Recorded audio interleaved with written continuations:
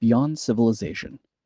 Technical civilization is the product of labor, of man's exertion of power for the sake of gain, for the sake of producing goods.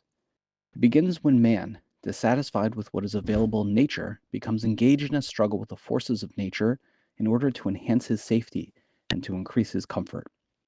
To use the language of the Bible, the task of civilization is to subdue the earth, to have dominion over the beast. How proud we often are of our victories in the war with nature, proud of the multitude of instruments we have succeeded in inventing, of the abundance of commodities we've been able to produce. Yet our victories have come to resemble defeats. In spite of our triumphs, we have fallen victims to the work of our hands. It is as if the forces we have conquered us. In our civilization, a way Is our civilization a way to disaster, as many of us are prone to believe? Is civilization essentially evil, to be rejected and condemned? The faith of the Jew is not a way out of this world, but a way of being within and above this world, not to reject, but to surpass civilization. The Sabbath is the day on which we learn the art of surpassing civilization. Adam was placed in the Garden of Eden to dress it and keep it. Labor is not only the destiny of man, it is endowed with divine dignity. However, after he ate of the tree of knowledge, he was condemned to toil, not only to labor. In toil shalt thou eat all the days of thy life. Labor is a blessing, toil is the misery of man. The Sabbath, as a day of abstaining from work, is not a deprecation, but an affirmation of labor, a divine exaltation of its dignity. Thou shalt abstain from labor on the seventh day is a sequel to the command, 6 days shalt thou labor, and do all thy work. 6 days shalt thou labor, and do all thy work, but the seventh day is Sabbath unto the Lord thy God. Just as we are commanded to keep the Sabbath, we are commanded to labor. Love work. The duty to work for 6 days is just as much a part of God's covenant with man as the duty to abstain from work on the seventh day. To set apart one day a week for freedom, a day on which we would not use the instruments which have been so easily turned into weapons of destruction, a day for being with ourselves, a day of detachment from the vulgar, of independence, of external obligations, a day on which we stop worshiping the idols of technical civilization, a day on which we use no money, a day of armistice in the economic struggle within our fellow man and the forces of nature. Is there any institution that holds out a greater hope for man's progress than the Sabbath? The solution of mankind's most vexing problem will not be found in renouncing technical civilization, but in attaining some degree of independence of it. In regard to external gifts, to outward possessions, there's only one proper attitude: to have them and to be able to do without them. On the Sabbath, we live as if it were independent of technical civilization. We abstain primarily from any activity that aims at remaking or reshaping the things of space. Man's royal privilege to conquer nature is suspended on the seventh day. What are the kinds of labor not to be done on the Sabbath? They are, according to the ancient rabbis, all those acts which were necessary for the construction and furnishing of the sanctuary in the desert. The Sabbath itself is a sanctuary which we build, a sanctuary in time. It is one thing to race or be driven by the vicissitudes that menace life, and another thing to stand still and to embrace the presence of an eternal moment.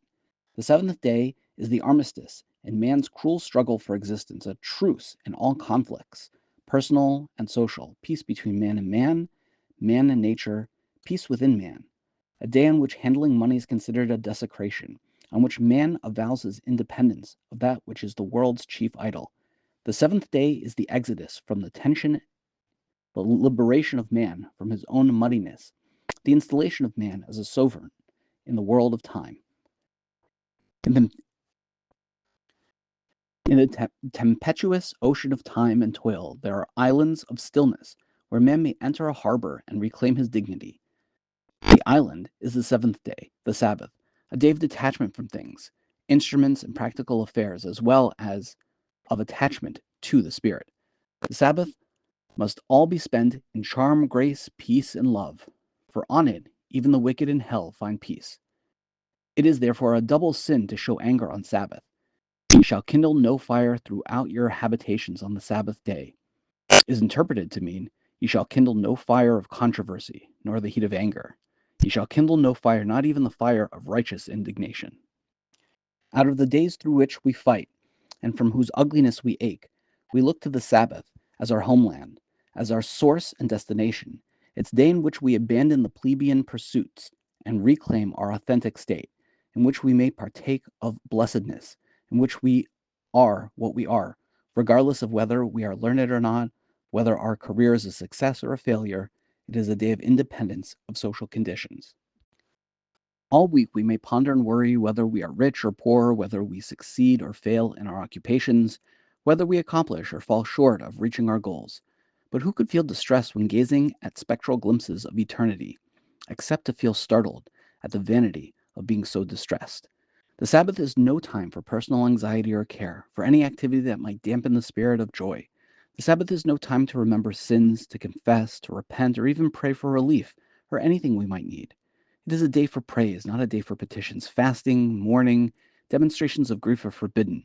The period of mourning is interrupted by the Sabbath, and if one visits the sick on the Sabbath, one should say, "It is the Sabbath." One must not complain. You will soon be cured. One must abstain from toil and strain on the seventh day, even from strain in the service of God. Why are the 18 benedictions not recited on the Sabbath? It's because the Sabbath was given to us by God for joy, for delight, for rest, and should not be marred by worry or grief. Should there be a sick one in the household, we might remember this while reciting the benediction, "Heal the sick," and would be condemned to sadness and gloomy on the Sabbath day. It is for this reason that we recite in the Sabbath grace after meals the request that there be no sadness or trouble in the day of our rest. It is a sin to be sad on the Sabbath day. For the Sabbath is a day of harmony and peace, peace between man and man, peace within man, and peace with all things. On the seventh day, man has no right to tamper with God's world, to change the state of physical things. It is a day of rest for man and animal alike. In it thou shalt not do any manner of work, thou, nor thy son, nor thy daughter, nor thy manservant, nor thy maidservant, nor thine ox, nor thine ass, nor any of the cattle, nor thy stranger that is within thy gates, that thy manservant, thy maidservant, may rest as well as thou. Rabbi Shlomo of Radmosk once arrived in a certain town, where it was told lived an old woman who had known the famous Rabbi Elimelech. She was too old to go out, so he went to see her, and asked her to tell him what she knew about the great master. I do not know what went on in this room, because I worked as one of the maids in the kitchen of his house. Only one thing I can tell you. During the week, the maids would often quarrel with one another, as is common.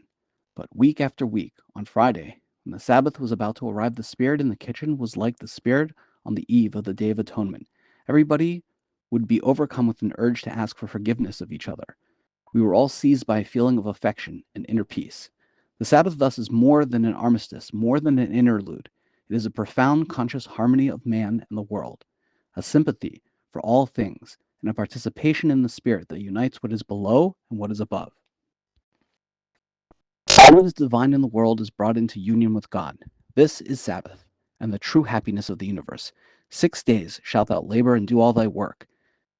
Is it possible for a human being to do all his work in 6 days? Does not our work always remain incomplete? What the verse means to convey is, rest on the Sabbath, as if all your work were done. Another interpretation, rest even from the thought of labor. A pious man once took a stroll in his vineyard on the Sabbath. He saw a breach in the fence and then determined to mend it when the Sabbath would be over. At the expiration of the Sabbath, he decided, since the thought of repairing the fence occurred to me on the Sabbath, I shall never repair it.